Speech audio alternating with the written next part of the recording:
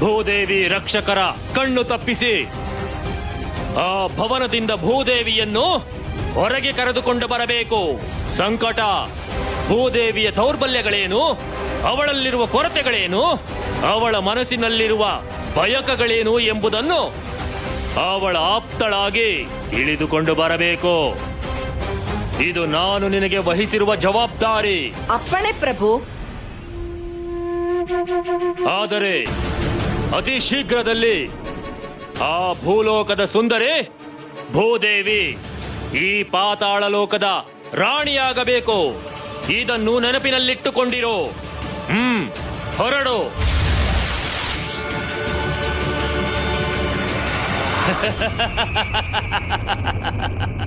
ತಾಯಿ, ಜಗತ್ತಿಗೆ ಅನ್ನ ಕೊಡುವವಳು ನೀನು.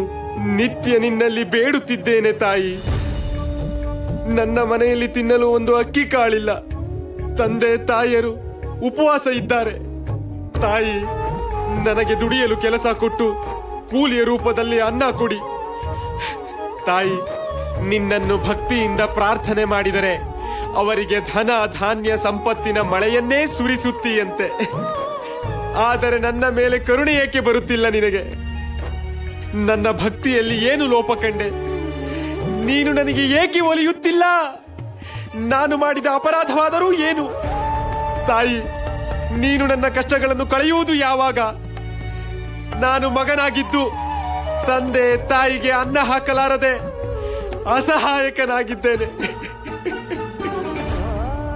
ತಾಯಿ, ದಯೆ ತೋರಿ ನನಗೆ ದುಡಿಯಲಿಕ್ಕೆ ದಾರಿ ತೋರಿಸು.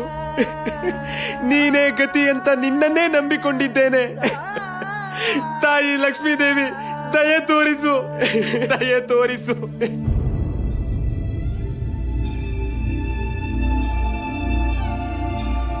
ದೇವಿ, ಸ್ವಾಮಿ, ನೀವು ಎಲ್ಲಿಗೆ ಹೋಗಿದ್ದೀರಿ? ನೀವು ನನ್ನಿಂದ ಬಹಳ ದೂರ ಹೋಗಿದ್ದೀರೇನೋ ಎಂದು ನನ್ನ ಮನಸ್ಸಿಗೆ ಭಾಸವಾಗುತ್ತಿತ್ತು. ಹೀಗೇಕೆ ಭಾಸವಾಯಿತು ದೇವಿ? ನಾನೇ ನೀವಾಗಿ, ನೀವೇ ನಾನಾಗಿರುವಾಗ? ದೇವಿ, ಏಕೆ ದೇವಿ? ಏನಾಯಿತು?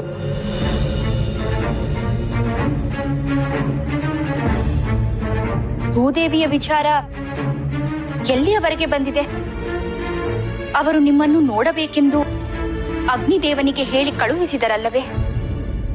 ದೇವಿ, ಭೂದೇವಿಯ ಸುರಕ್ಷತೆಯ ಹೊಣೆಗಾರಿಕೆಯನ್ನು ಹೊತ್ತವರು ನೀವು. ನೀವು ನನಗೆ ಹೇಳಬೇಕಾದ ವಿಚಾರವನ್ನು ನನ್ನಿಂದಲೇ ಕೇಳಿದರೆ? ತಾಯಿ, ದಯ ತೋರಿ ನನಗೆ ದುಡಿಯಲಿಕ್ಕೆ ದಾರಿ ತೋರಿಸು. ನೀನೇ ಗತಿ ಅಂತ ನಿನ್ನನ್ನೇ ನಂಬಿಕೊಂಡಿದ್ದೇನೆ.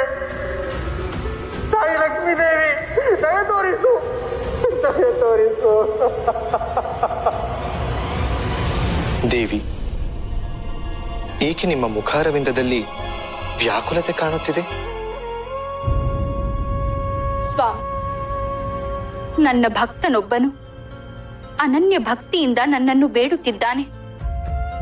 ಪದೇ ಪದೇ ಅವನ ಭಕ್ತಿಯ ಬೇಡಿಕೆ ನನ್ನನ್ನು ಕಾಡುತ್ತಿದೆ. ಅವನ ಪ್ರಾರ್ಥನೆಯಿಂದ ನಾನು ವಿಚಲಿತಳಾಗಿದ್ದೇನೆ ಪ್ರಭು. ದಯ ತೋರಿ ನನಗೆ ದುಡಿಯಲಿಕ್ಕೆ ದಾರಿ ತೋರಿಸು. ದೇವಿ, ಆ ನಿಮ್ಮ ಭಕ್ತನು ಭಾಗ್ಯ ಮತ್ತು ಕರ್ಮದ ನಡುವೆ ಸಿಕ್ಕಿಕೊಂಡಿದ್ದಾನೆ. ಅವನು ಈ ಪರೀಕ್ಷೆಯಲ್ಲಿ ಗೆಲ್ಲಬೇಕು. ಆಗಲೇ ಅಲ್ಲವೇ ಅನುಗ್ರಹ? ಇಲ್ಲ ದೇವಿ, ಆ ನಿಮ್ಮ ಭಕ್ತನನ್ನು ಅವನ ಭಕ್ತಿಯ ಪರೀಕ್ಷೆಯಲ್ಲಿ ಗೆಲ್ಲುವಂತೆ ಮಾಡುವುದು ನಿಮ್ಮ ಕರ್ತವ್ಯ. ನೀವು ಈಗಲೇ ಹೋಗಿ ಆ ನಿಮ್ಮ ಭಕ್ತನಿಗೆ ಒತ್ತಾಸೆಯಾಗಿ ನಿಲ್ಲಬೇಕು. ನಮ್ಮ ಭಕ್ತರನ್ನು ಸಲಹಬೇಕಾದವರು ನಾವೇ ಅಲ್ಲವೇ?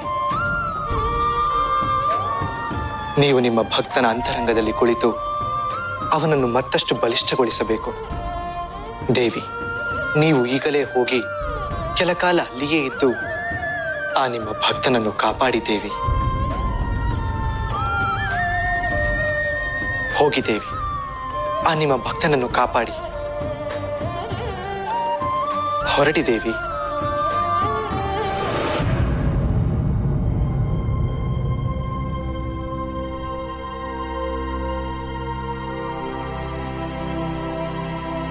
ಬಂದೆಯಾ ಮಗನೇ? ಬಂದೆ, ಆದರೆ ಬರೀ ಕೈಯಲ್ಲಿ. ನನ್ನ ಮೇಲೆ ಆ ದೇವಿಗೆ ಇನ್ನೂ ಕರುಣೆ ಬಂದಿಲ್ಲ. ಅಮ್ಮ, ಇಂದೂ ನನಗೆ ಕೆಲಸ ಸಿಕ್ಕಿಲ್ಲ. ಇಂದೂ ಕೂಡ ನಿಮ್ಮನ್ನು ಉಪವಾಸವಿಡಬೇಕಾಗಿದೆ. ಮಗನೇ, ನೀನು ಕೆಲಸ ಹುಡುಕಿ ಹೋದೆ, ಆದರೆ ಇಲ್ಲಿ ಸಾಹುಕಾರರ ಮನೆ ಆಳು ಸಿದ್ದಪ್ಪ ನಿನ್ನ ಹುಡುಕಿ ಬಂದಿದ್ದ. ಸಾಹುಕಾರರಲ್ಲಿ ನಿನಗೆ ಕೆಲಸ ಇದೆಯಂತೆ. ನೀನು ಬಂದ ಕೂಡಲೇ ನಿನ್ನನ್ನು ಕಳಿಸಲಿಕ್ಕೆ ಹೇಳಿ ಹೋಗಿದ್ದಾನೆ. ಹೋಗು ಮಗನೇ. ಅಮ್ಮ, ನಾನು ಈಗಲೇ ಹೊರಟೆ.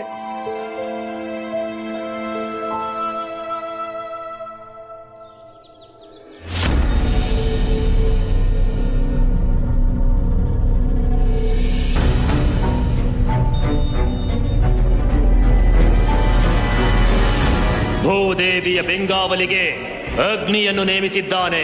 ಹೊರಗಿನವರು ಯಾರೂ ಭೂದೇವಿಯನ್ನು ನೋಡಲು ಸಾಧ್ಯವಾಗುತ್ತಿಲ್ಲ. ಭೂದೇವಿಯು ಭವನದಿಂದ ಹೊರಗೆ ಬರದಂತೆ ಕಾಪಾಡಿಕೊಂಡಿದ್ದಾರೆ.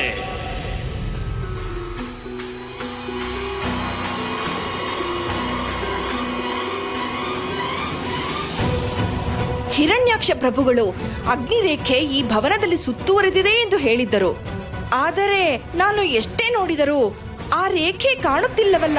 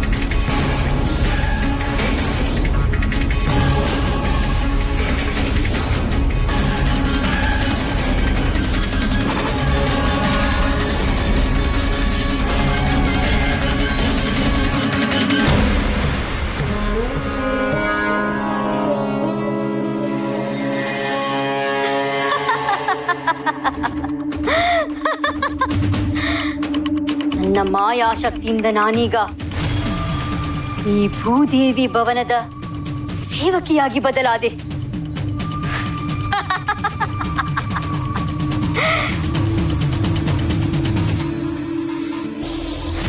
ಈಗ ನನ್ನನ್ನು ಈ ದೇವ ಸೈನಿಕರು ಭೂದೇವಿ ಭವನದ ಸೇವಕಿ ಎಂದು ತಿಳಿದು ನನ್ನನ್ನು ತಡೆಯುವುದಿಲ್ಲ. ನಾನೀಗ ಯಾವ ಅಡೆತಡೆ ಇಲ್ಲದೆ ಒಳಗೆ ಪ್ರವೇಶಿಸಬಹುದು. ನಮ್ಮ ಪ್ರಭು ಹಿರಣ್ಯಾಕ್ಷರು ನನಗೆ ವಹಿಸಿದ ಕಾರ್ಯವನ್ನು ಯಶಸ್ವಿಯಾಗಿ ಮಾಡಬಹುದು.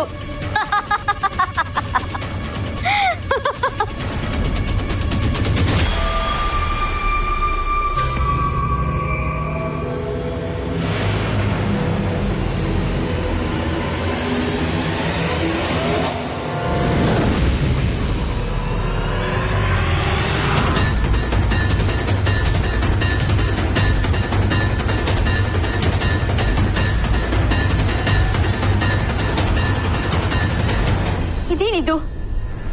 ಅಗ್ನಿ ಜ್ವಾಲೆ ನನ್ನನ್ನು ತಡೆಯುತ್ತಿದೆಯಲ್ಲ. ಇದೇ ಅಗ್ನಿ ರೇಖೆ ಇರಬೇಕು. ಅಯ್ಯೋ, ದೈವ ಸೈನಿಕರು ಬೇರೆ ನನ್ನನ್ನೇ ನೋಡುತ್ತಿದ್ದಾರೆ. ಏನಾದರೂ ಉಪಾಯ ಮಾಡಲೇಬೇಕು.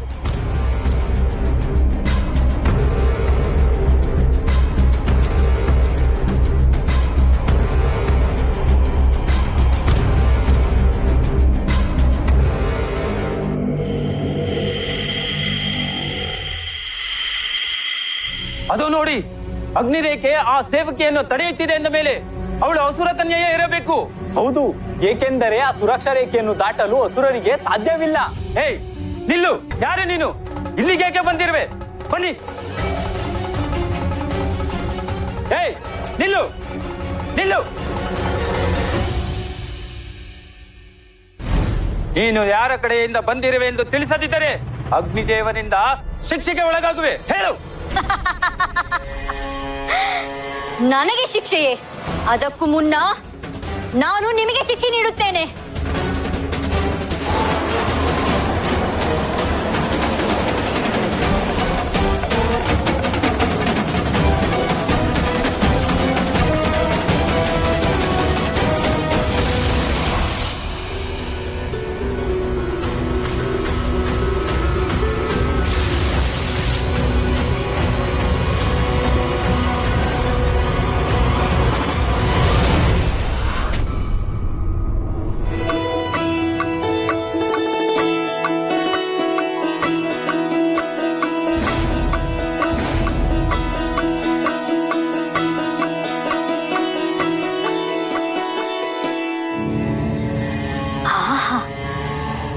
ಭುವನ ಸುಂದರಿಯೇ ಈ ಭೂದೇವಿ. ನಮ್ಮ ಹಿರಣ್ಯಾಕ್ಷ ಪ್ರಭುಗಳು ಈ ಭೂದೇವಿಯ ಸೌಂದರ್ಯಕ್ಕೆ ಮರುಳಾಗಿರುವುದರಲ್ಲಿ ಆಶ್ಚರ್ಯವೇನೂ ಇಲ್ಲ.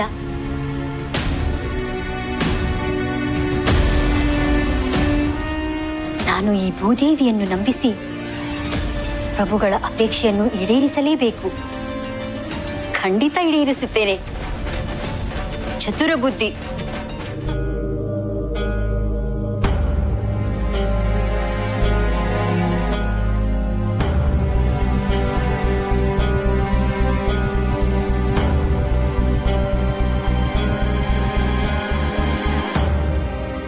ಸ್ವಾಮಿ, ನೀವು ವೈಕುಂಠದಿಂದ ಹೊರಗೆ ಹೋಗಿರುವುದು ನನಗೆ ತಿಳಿಯಲೇ ಇಲ್ಲ. ನಾನು ಭೂಲೋಕಕ್ಕೆ ಹೋಗಿದ್ದೆ.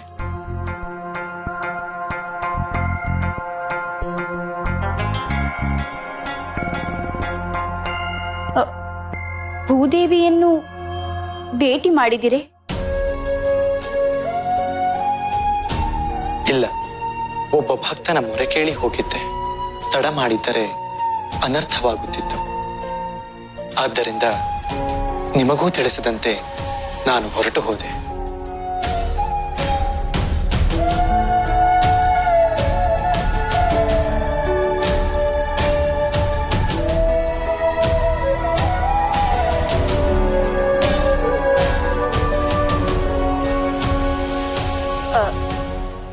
ಹೌದೇ?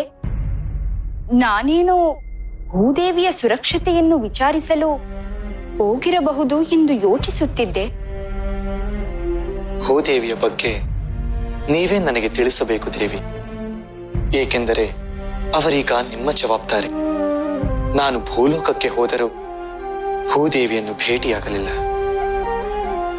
ಕಾರಣ ಅವರಿಗೆ ಬೇಕಾದ ಸುರಕ್ಷತೆಯನ್ನ ನೀವೇ ನೀಡುತ್ತಿರುವಿರಿ. ಆದರೆ ನಾನು ಯಾವ ಭಕ್ತನನ್ನು ಭೇಟಿ ಮಾಡಿದೆನೋ ಅವನು ನಿಮ್ಮ ಮೇಲೆ ಬೇಸರಗೊಂಡಿದ್ದಾನೆ.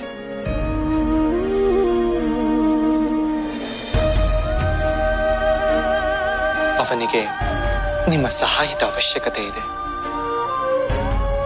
ದೇವಿ, ನೀವು ಭೂಲೋಕಕ್ಕೆ ಹೋಗಿ ಆ ನಿಮ್ಮ ಭಕ್ತನನ್ನು ಅನುಗ್ರಹಿಸಬೇಕು.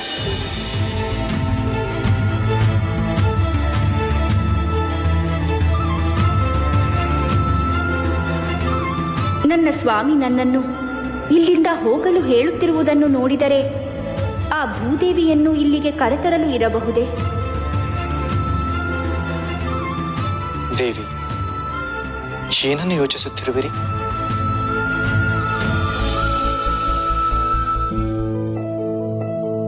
ಸ್ವಾಮಿ, ನಿಮ್ಮ ಆಜ್ಞೆಯನ್ನು ನಿರಾಕರಿಸಲಾಗುವುದಿಲ್ಲ.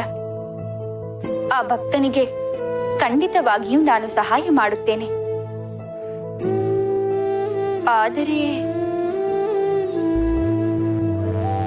ಆದರೆ ಈ ಸಮಯದಲ್ಲಿ ಹೋಗಲು ಸಾಧ್ಯವಿಲ್ಲ. ಸೂಕ್ತ ಸಮಯ ನೋಡಿ ಆತನಿಗೆ ಅನುಗ್ರಹಿಸುತ್ತೇನೆ.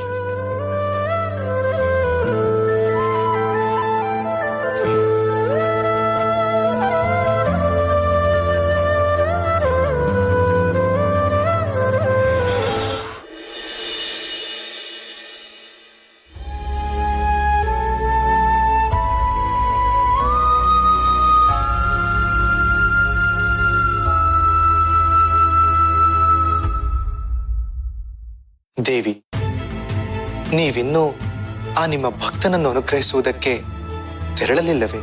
ಸ್ವಾಮಿ, ಸದಾ ನನ್ನ ಸಾಮೀಪ್ಯವನ್ನು ಬಯಸುತ್ತಿದ್ದ ನೀವು ಈಗ ನನ್ನನ್ನು ದೂರ ಕಳುಹಿಸಲು ಉತ್ಸುಕರಾಗಿರುವಂತೆ ಕಾಣುತ್ತಿದೆ.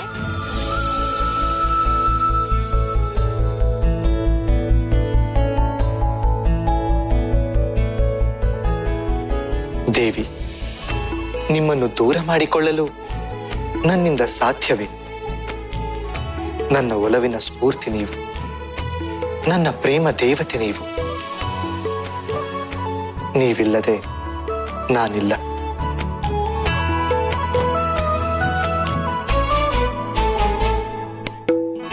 ಈಗಲಾದರೂ ಆ ನಿಮ್ಮ ಬಡ ಭಕ್ತನನ್ನು ಸಲಹಿ ದೇವಿ. ಅವನು ನಿಮ್ಮನ್ನೇ ನಂಬಿದ್ದಾನೆ. ನೀವು ಅವನಲ್ಲಿಗೆ ಹೋಗಿ ಬರುವುದು ಸೂಕ್ತ. ಅವನಿಗೆ ನನ್ನ ಅನುಗ್ರಹ ಆಗುತ್ತದೆ.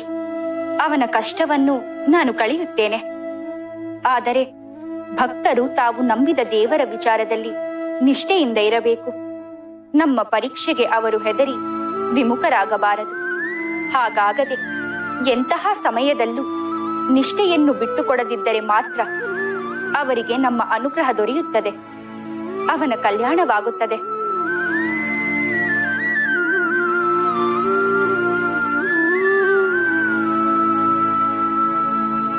ಗೋಪಾಲ, ನಮ್ಮ ಜಮೀನಿನಲ್ಲಿ ಬಾವಿಯನ್ನ ತೋಡಬೇಕಪ್ಪ. ಜಾಗವನ್ನು ಗುರುತು ಮಾಡಿದ್ದಾಗಿದೆ. ಈ ಕೆಲಸ ನಿನ್ನಿಂದ ಆಗುತ್ತದೆ ತಾನೇ? ಆಗುತ್ತದೆ ದಣಿಗಳೇ. ನಿನ್ನ ಕೆಲಸದ ಬಗ್ಗೆ ನನಗೆ ನಂಬಿಕೆ ಇದೆ. ಆದರೆ ಈ ಬಾರಿ ಬಿತ್ತನೆಯ ಸಮಯಕ್ಕೆ ಸರಿಯಾಗಿ ಬಾವಿ ತೋಡಿ ನೀರು ಹರಿಸುವ ಕಾರ್ಯ ಪೂರ್ಣಗೊಳ್ಳಬೇಕು. ಆಗಲಿ ದಣಿಗಳೇ. ನಿನ್ನ ಕೂಲಿ ನಿನಗೆ ಸೇರುತ್ತದೆ. ಇಂದಿನಿಂದಲೇ ನಿನ್ನ ಕೆಲಸವನ್ನು ಆರಂಭಿಸು. ಆಗಲಿ ದಣಿಗಳೇ. ಈ ಕೆಲಸವನ್ನು ನನಗೆ ಕೊಟ್ಟು ಮಹದುಪಕಾರವನ್ನು ಮಾಡಿದಿರಿ. ನಾನಿನ್ನು ಬರುತ್ತೇನೆ.